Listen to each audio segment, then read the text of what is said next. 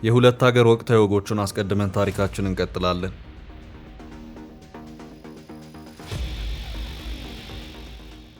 ሃሽታግ ሴንድ ባርን ከዋሽንግተን የተነሳ ህዝባዊ ጥያቄና የማህበራዊ ሚዲያ ንቅናቄ ነው። ዶናልድ ትራምፕ የአሜሪካን ወታደሮች ወደ መካከለኛው ምስራቅ የመላክ ፍላጎት ካላቸው ቤተሰባቸውንም የሪስኩ ተካፋይ ማድረግ አለባቸው የሚል ጥያቄ አለው። ስለዚህ ባረን ትራምፕ ከሚሊተሪ የፊት መስመር ተሰልፎ ይዝመት ነው ወጉ። ሞጅታባ ቱዘሊድ ደግሞ በቴህራን የሚሰማ የአያቶላ ካሚኒን ልጅ ወደ ስልጣን የማምጣት ጥያቄ ነው።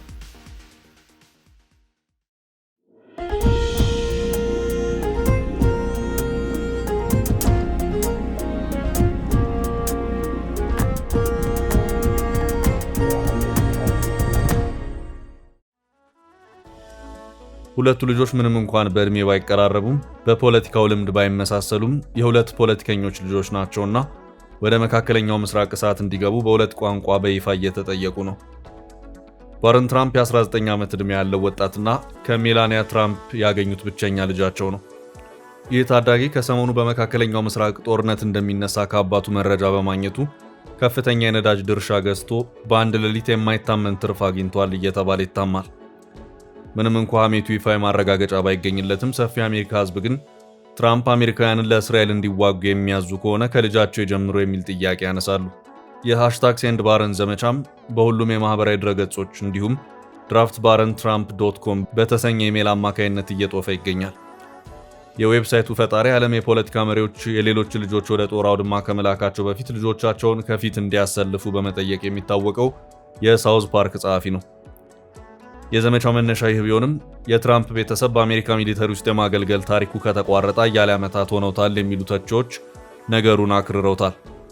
የሃሽታግ ሴንድ ባረን ዘመቻ ዋይት ሃውስ እንደደረሰና የሚሊተሪ ሰዎች በቁመቱ ምክንያት ባረን ትራምፕን መመልመል አንችልም እንዳሉ ቢነገርም ይህ መረጃ ምን ያህል ሐቀኛ ነው የሚለው አልተረጋገጠም።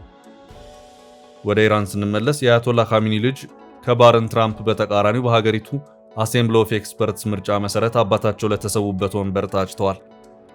እርሳቸውም እሳት የሚነድበትን ስልጣን ሳያቅማሙ ተቀብለዋል። እስራኤልም ሰውየውን ማደን ጀምሬያለሁ፣ በቅርቡ ቀነድበዋለሁ ብላለች። ሰውየው ገና ከወዲሁ በእስራኤል ጥቃት ጉዳት የደረሰባቸው መሆኑ ይነገራል። ለደህንነታቸው ሲባል ከህዝብ አይን ርቀው ቢቀመጡም የእስራኤል የመጀመሪያ ቀናት ጥቃት እንደጎዳቸው የሚናገሩ መረጃዎችም ወጥተዋል። በኢራን ህገ መንግስት ላይ በግልጽ እንደተቀመጠው ቀጣዩ መሪ የሚመረጠው ከፍተኛ መንፈሳዊና ፖለቲካዊ ስልጣን ባላቸው የባለሙያዎች ጉባኤ ወይም አሴምብሊ ኦፍ ኤክስፐርትስ ፎር ሊደርሺፕ ነው። ይህ የባለሙያዎች ጉባኤ በየ8 ዓመቱ የምክር ቤቱ ጠባቂዎች በሚል የሚመረጡ 88 ከፍተኛ የሃይማኖት አባቶች አሉበት። እነዚህ የሃይማኖት አባቶች አክራሪ አቋም ያላቸው የበላይ ባለስልጣናት ሲሆኑ የሚቀርቡላቸውን ሁሉንም እጩዎች አብጠርጥረው ይመዝናሉ። በ2024 በተደረገው ምርጫ የጠቅላይ መሪው ታማኝ የሆኑ ቡድኖች ሁሉንም መቀመጫዎች አሸንፈዋል። 4 የጉባኤው አባላት በሞት በመለየታቸው የተነሳ መቀመጫዎቹ እስካሁን ድረስ ክፍት ናቸው። እነዚህ ክፍት ቦታዎች በ2026 ግንቦት ወር በሚካሄድ ምርጫ ይሞላሉ ተብሎ ይጠበቃል። የአገሪቱ ህገ መንግስት አንቀጽ 111 አዲስ መሪ እስከሚመረጥ ድረስ የጠቅላይ መሪውን ኃላፊነት በጊዜያዊነት 3 አባላት ያሉት ምክር ቤት እንደሚረከብ ይገልጻል። የጊዜያዊ አስተዳደሩ ምክር ቤት ፕሬዝዳንት መሱድ ፔዜሽኪያን፣ የፍትህ ሚኒስትሩ ጎላም ሁሴን ሞሆሴኔ ኢጄ እና የበላይ ምክር ቤት አባል ከሆኑ መካከል አንድ የሃይማኖት መሪ የሚካተቱበት ነው።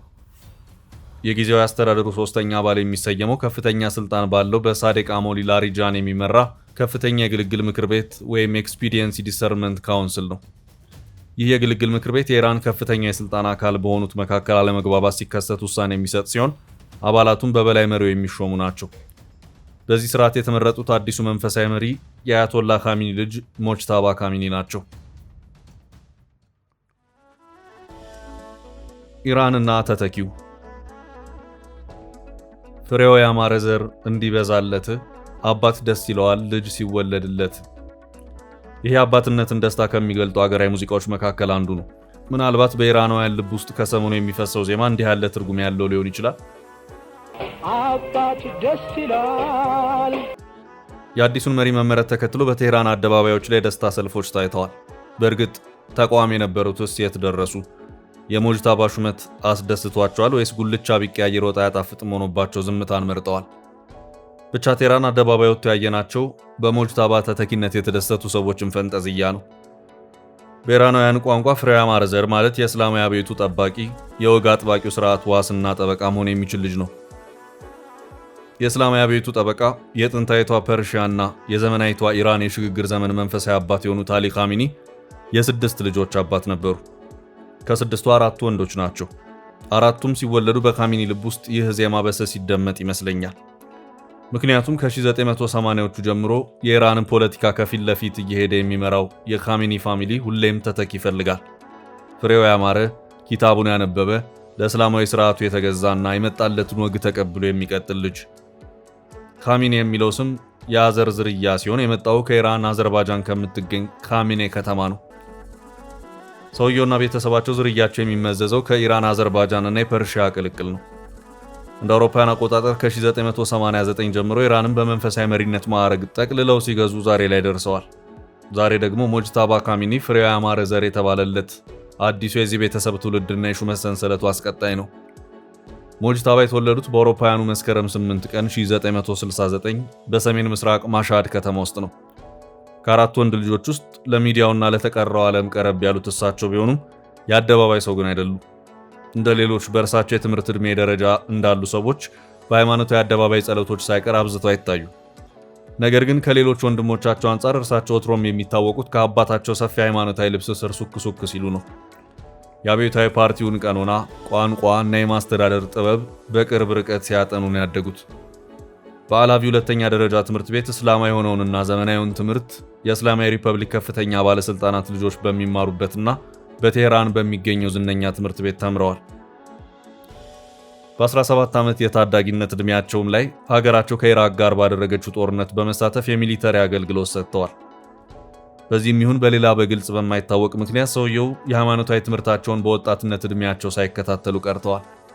በዚህ ምክንያት አሁን ባሉበት ደረጃ ከፍተኛ ከሚባሉ የሃይማኖት መሪዎች መሃል አንዱ ስላልሆኑ የአባታቸውን ስልጣን ሊያሳጣቸው ይችላል የሚል ግምት ነበር። ነገር ግን በኢራን ሕዝብ የተመረጡት አሴምብሊ ኦፍ ኤክስፐርት ለቀጣዩ ሀገራዊ ግዴታና ኢራንን እስላማዊ አብዮት ከነነፍሱ ለማቆየት እንዲሁም በምዕራባውያን ለመጠበቅ ትክክለኛው ሰው ናቸው ሲል መርጧቸዋል። ሞጅታባ ካሚኒ ዕድሜያቸው ጎልመስ ሲል ስመጥር በሆኑ የሺያ ሙስሊም ሃይማኖታዊ ትምህርት ቤቶች ውስጥ ኢስላማዊ ታሪኮችና ስርዓቶች ላይ በስፋት ጥናት ማድረጋቸው ይነገራል። በኋላ ላይም በ2004 በተካሄደው ሀገራዊ ምርጫ ላይ እጃቸውን አስገብተዋል በሚል ለአጭር ጊዜም ቢሆን ስማቸው ወደ አደባባይ ብቅ ብሎ ነበር። ከ2010 ወዲህ ደግሞ በእስላማዊ ስርዓት ውስጥ ተቀባይነት ካላቸው የጀርባ ሰዎች መሃል ዋነኛው እንደነበሩ ይገመት ነበር። ይህን ግምት የኢራን የመረጃ ሰዎች ለዓመታት ለማስተባበል ቢሞክሩም አሁን ግን ለይቶለታል። የ56 ዓመቱ ሞጅታባ ካሚኒ አባታቸውን ስልጣን ወርሰዋል። Will Iran allow President Trump to have any role in picking its new leader? በኢራን ቀጣይ ምርጫ ላይ በቀጥታ መሳተፍ አለብኝ፣ እኛ ያልመረጥነው ሰው ከእንግዲህ ኢራንን መምራት አይችልም ሲሉ የነበሩት ዶናልድ ትራምፕም የአዲሱን ተተኪ ምርጫ ኮንነዋል። ሞጅታባ ካሚኒ በፍጹም በወንበሩ ላይ አይቀመጡም፣ አሻፈረኝ ካሉ ግን ጥቃታችን የሚቀጥል ይሆናል የሚል ሀሳባቸውን አስተጋብተዋል። የኢራን የውጭ ጉዳይ ሚኒስትር ከኤንቢሲ ጋር ባደረጉት ቃለ ምልልስ ላይ ኢራን ትራምፕ በምርጫው እጃቸውን እንዲከቱ ተፈቅዳለች ወይ ተብለው ሲጠበቁ የኢራን ሕዝብ በቀጥታ ምርጫ አሴምብሊ ኦፍ ኤክስፐርት የተባለውን ከፍተኛ ስልጣን ያለው መጅሊስ መርጧል። አሁን የጠቅላይ መሪውን የመምረጥ ስልጣን ያለው ይህ አሴምብሊ ኦፍ ኤክስፐርትስ ቡድን ብቻ ነው።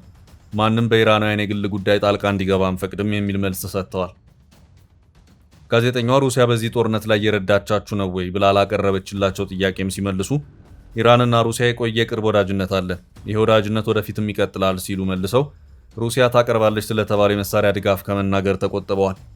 የሩሲያው ፕሬዝዳንት ቭላዲሚር ፑቲንም የአዲሱን ተተኪ መመረጥ ተከትሎ ድምጻቸው ተሰምቷል። የሩሲያ ፕሬዝዳንት ቭላዲሚር ፑቲን አዲስ ለተመረጡት አዲሱ የኢራን ጠቅላይ መሪ ሞጅታባ ካሚኒ እንኳን ደስ አሉት መልእክት አስተላልፈዋል። ፑቲን ሩሲያ ለኢራን ያላትን የማይናወጥ አጋርነትን በድጋሚ አረጋግጠዋል። ፑቲን የክሬምሊን ድረገጽ ላይ በወጣ መልእክታቸው እባክዎት የኢራን እስላማዊ ሪፐብሊክ ጠቅላይ መሪ ሆነው በመሾሞ ከልብ የመነጨ እንኳን ደስ አሉት መልእክቴን ይቀበሉኝ ብለዋል። ፕሬዝዳንቱ ሩሲያ ለቴህራን ያላትን ድጋፍ እንዲሁም ከኢራናውያን ወዳጆቻችን ጋር ያለንን አጋርነት አረጋግጣለሁ ብለዋል። ታማኝ አጋር ሆኖ ለመቀጠልም ቃል ገብተዋል።